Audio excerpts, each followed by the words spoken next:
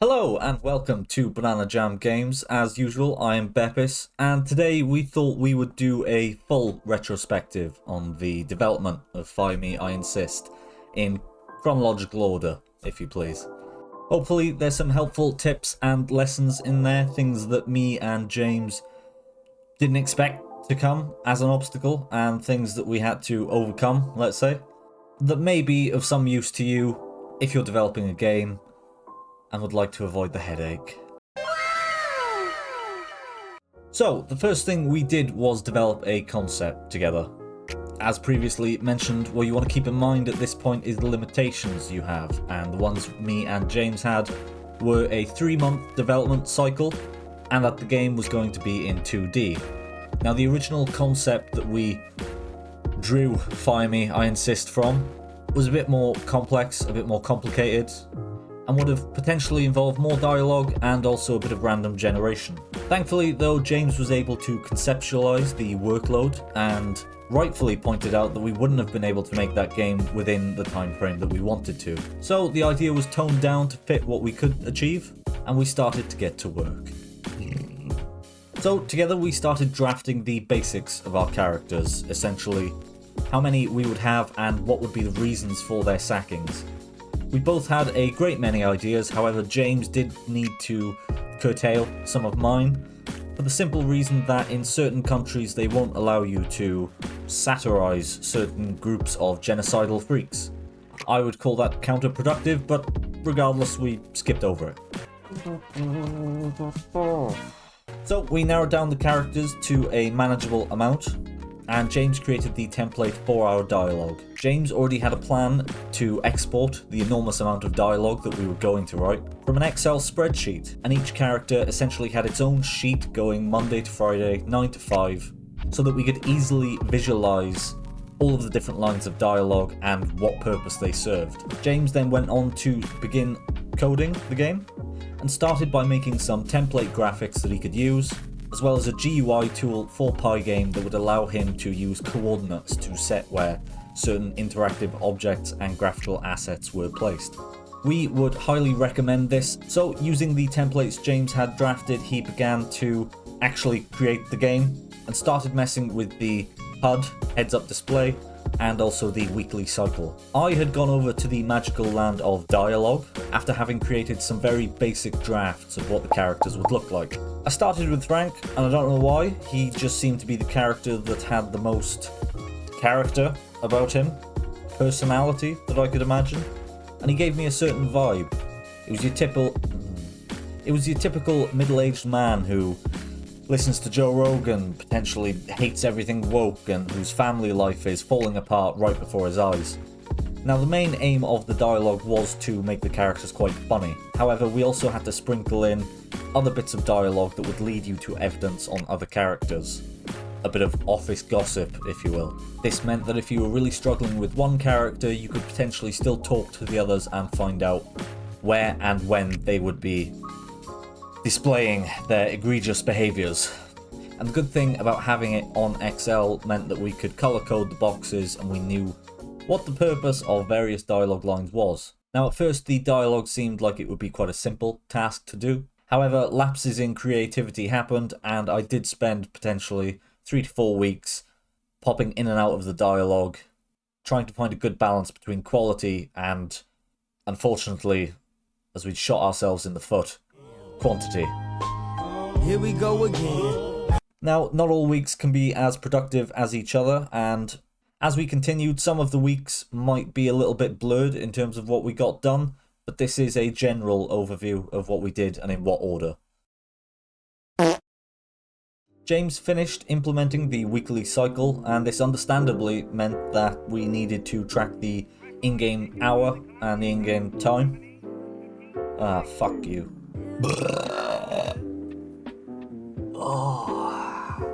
James finished implementing the weekly cycle, and this obviously meant that we needed to track the in-game day and hour, as this would tell the rest of the game what was going on in certain rooms and with certain characters. In short, it was an essential feature. Shoe on head. For whatever reason, the game kept resetting the time between scenes, and since time travel on the walk from the bins to the toilets was not something that we wanted implemented in the game, we kind of needed to fix this. Unfortunately, James can't remember exactly how he fixed this, but he did, and that's kind of the main thing. At this point, we also started to finish up some of the game design features that we hadn't quite finalised. For instance, the 3 pieces of evidence that you would need to out these degenerates within the office were posted up on our ClickUp, along with all of the different times and places that they would be present. We did this again so we could easily visualise when certain pieces of evidence were present in the game, and to make sure that it was all rather spread out. We didn't want a game that you would essentially run Monday to Friday where all of the evidence was on Monday, and then you would have to wait the rest of the week to find it all. That felt a bit shit. Now, myself and James had a little conversation at this point as well regarding the actual sacking of the characters. Now, James was under the impression that we were going to sack characters as soon as the evidence was found and that they would leave the office. I, however, wanted to have it so that there was a narrative explanation for why you could only sack these people all at once. Now, the main reason that I wanted to do this was because essentially I had already started working on multiple characters at a time. And I did this because I thought it would be quite nice and interesting for the game if characters had various different interactions and weren't static, locked away in an office talking to themselves, essentially. But as the smart little tyke you are, you may have realised that this would be a problem if characters were going to be interacting, but then one of them was sacked. You would still be able to go to that room, and that character would be nonsensical. Just chatting shit. The problem essentially was that where I had set up certain events or interactions between characters, if you sacked one of them, then the other one would just be there making absolutely no sense. This may have been a place where I didn't communicate effectively, potentially. But we soldiered on. James made the feature for you to sack people as soon as you had all the evidence, and I buried my head in the sand, continuing to write the dialogue. And this was never a problem, ever again.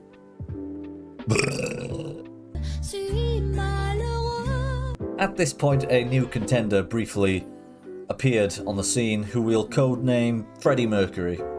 Now, Freddie had a bit of a knack for pixel art and did a better job than I did, to put it bluntly.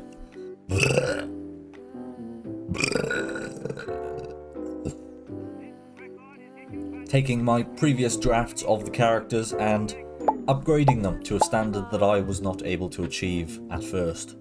So, art wasn't my strong suit, and somebody doing it for me was quite nice, really. Shortly after finishing 3 characters for us, Freddie unfortunately suffered some health scares. And no, it wasn't AIDS. And he is okay. But nevertheless, we still needed to finish the characters as we were nearing the point where we needed to implement them in the game, and so we powered on without Freddie.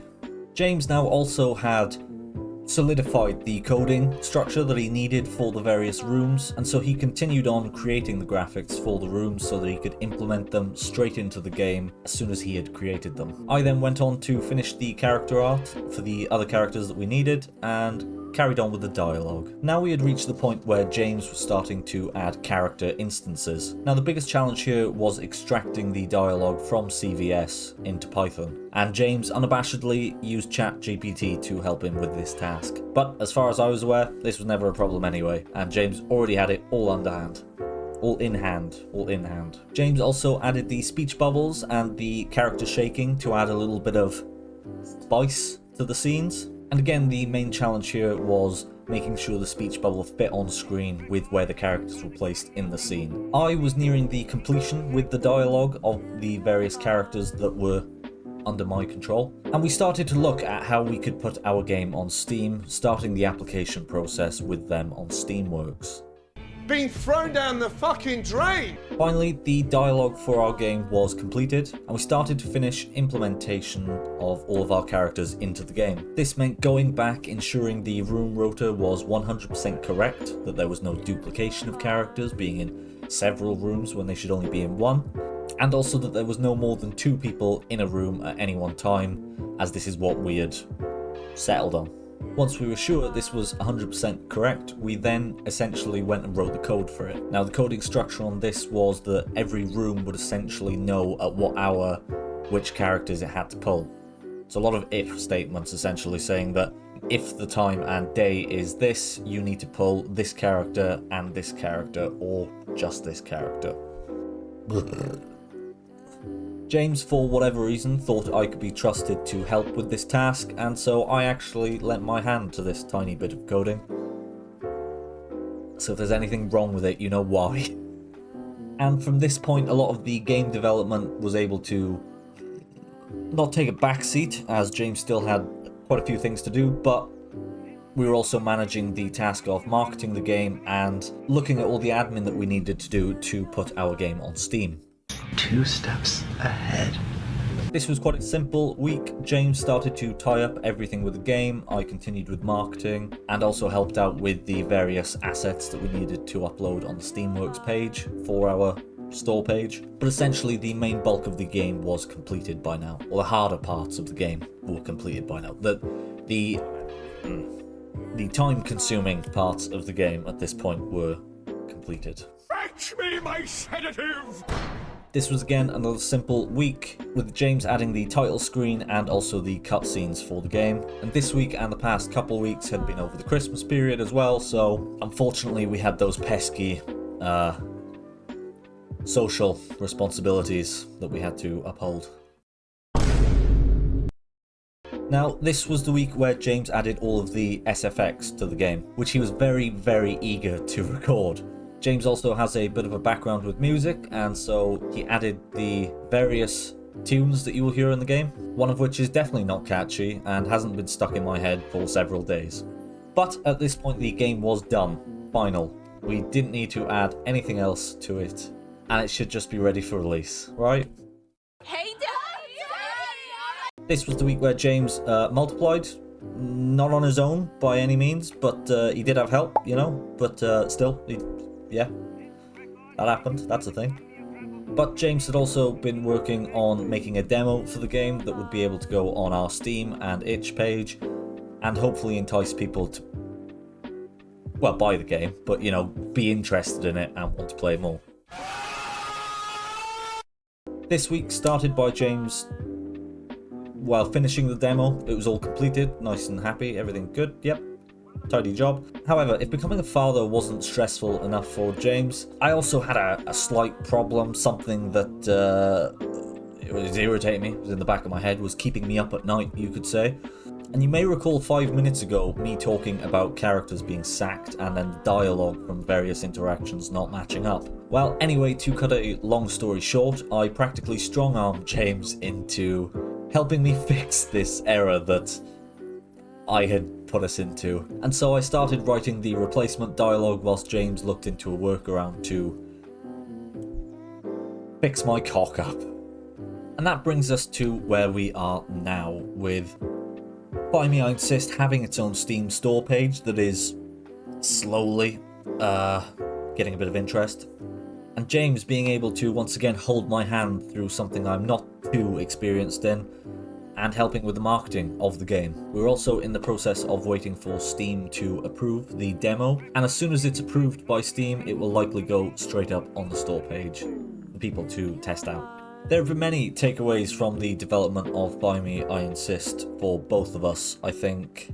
For me, I need to probably own up to when I think something is going to be a problem earlier, rather than letting it get to quite late in the day and becoming a problem then. But we also have a greater knowledge of uploading games onto Steam and what Steam requires from us.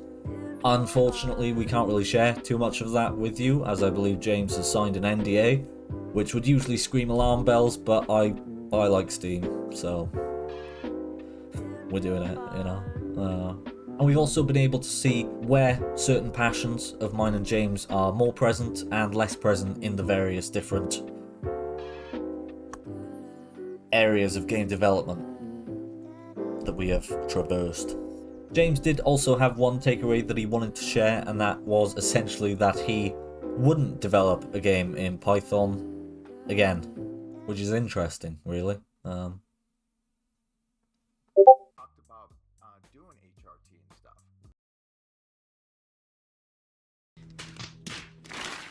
Anyway, so this leaves us just short of a month from the release of Fire Me, I Insist.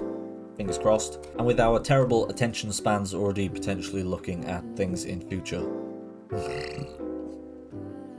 If you ever did have any more specific questions about game development, whether that's in Python or is more of a sort of big picture game design and kind of planning the development cycle, as it was, then you can always join our Discord and ask us directly there. I am chronically online, so you'll always find me there, and if it's something I can answer, great. If not, I'll at James, and he can potentially give you a more robust, experienced, knowledgeable answer. If you'd be so kind as to wishlist Fire Me, I Insist on Steam, it would help us out massively. Even if you have no intention of buying it, which would be unfortunate, but I get it, you know, it's trying times. Cost of living and all that, you know, it's tough, it's fucking shit. But as always, I have been Beppis, and thank you for watching.